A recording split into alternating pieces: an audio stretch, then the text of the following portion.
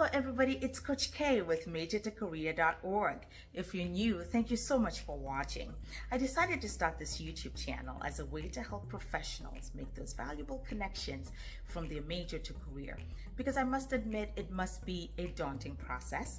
In my experience of over 13 years working at 4 different higher education institutions, including a STEM institution, I found that it was sometimes honestly a lot easier to choose the major than to really find its applicability within the job market. A lot of the professionals I worked with really struggled, and it's not unusual. I'm sure you know somebody who has a liberal arts degree that's just sitting at home or not doing anything with it, not working, or really just doing something within the service industry. And by that I mean probably working in the actual service, not being a manager or overseeing things. They really didn't take the time while pursuing their degree or even after to really learn the applicability in the job market. And that's why my channel is here. So if you know somebody in this situation, send them this channel. If you are in that situation, take a look at my videos. Each and every video I share with you how you can tailor and work within the market to be able to help it be more lucrative.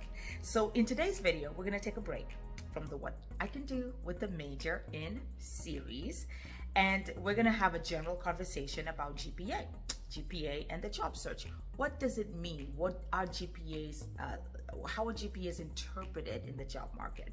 If you are interested in this interesting information that could be very helpful for you, stay tuned. So let's get right to it. Yes, GPA matters, but how? So we'll start with the basics. When you are a college student, the ultimate GPA that you really want to pay attention to, and the one that can get you noticed, the most powerful GPA to start off with, is the 3.0. The 3.0 GPA, or a B average, shows that you have done well. It shows that you are somebody that really was able to pay attention to the information in your college, and it's the GPA, in my experience over 13 years, that has garnered the most attention in terms of just getting you that particular interview, getting you the attention in there. And so then now, once you have that opportunity, then we can talk about the other things that you could do, and I can share with you in a minute about some of those things here that you can pay attention to. The 3.0 GPA gets you the interview. That is the GPA that you want to aim for. It's a B average. It means that you have solid knowledge of the content that has been taught to you in college, and employers know that you grasp the material and you have done well. Now, when you have a 3.0, what I have discovered in the interviewing process is you now have to really sell yourself. So those are the things you've done, your extracurricular activities. It could be those internships and externships you've pursued, your student organizations and involvement. It could be the shadowing experiences, maybe the study abroad opportunities that you took. This is even where you could talk about that interesting and unique sense of how you're woven your minor, electives, and other academic experiences as you pursue your degree to leverage yourself for the particular position. The 3.5 GPA is really the best kind of GPA to have.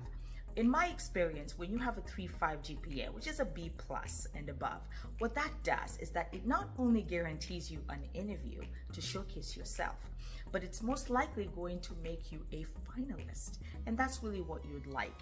And so typically, as you know, when you're going through the interviewing stages, you're one of the people that's pre-selected, but everybody wants to be one of the finalists, one of the contenders for the particular opportunity. And so the 3.5 gets you that callback, gets you that super day, gets you that attention where you can be in front of everybody in that particular firm, organization, nonprofit, to really showcase yourself for the job, and to be able to explain why you'll be a good fit. And so as you're thinking about grades, the 3.5 is really what you would like to aim for if possible. And folks, when you have the 3.9 GPA, that is probably some of the highest GPA grades that you can get, if not above that. That is the GPA that commands respect. Now that is the GPA that allows you to actually make the best choice for you, because at that point the employers are looking for you. You are the one who's making the decision to be able to see if the job is right. this is where you can be more selective. Now, granted, just because you're getting all this attention, it doesn't mean that you shouldn't prepare. It doesn't mean that you shouldn't do well. It just means that you might be given the benefit of the doubt, but you still have to do well in order for you to be able to get that job, meaning you have to do your research, you have to showcase your interest. But at this point, with that type of GPA, expect to get multiple offers. And this is where you want to kind of do your research. So when you get that GPA, you're seeing you're around that GPA right now, make sure that you are taking the time to be able to really explore what is right for you, because the worst case scenario is to be able to get stuck in a situation where you have an offer somewhere but you don't want it, then you have to let it go because you're waiting for another one, and that can create a whole lot of problems, because in this job market you're just happy to get something. So if you're thinking that you are closer to the 3.9 GPA, I encourage you to do your research to decide what your top choice employer is, and then put in your applications in the job market accordingly to get the best recipe for success. And so folks, I hope that that information is useful. Again, I do try to integrate my over 13 years of experience from 4 different higher education institutions, including a STEM institution, to be able to help you leverage your chances for success while in college. So I hope that quick overview about the GPA was helpful to you. And if you have any questions, you can go ahead and let me know in the comments. So thank you so much for watching. I'm Coach K. Until my next video, bye.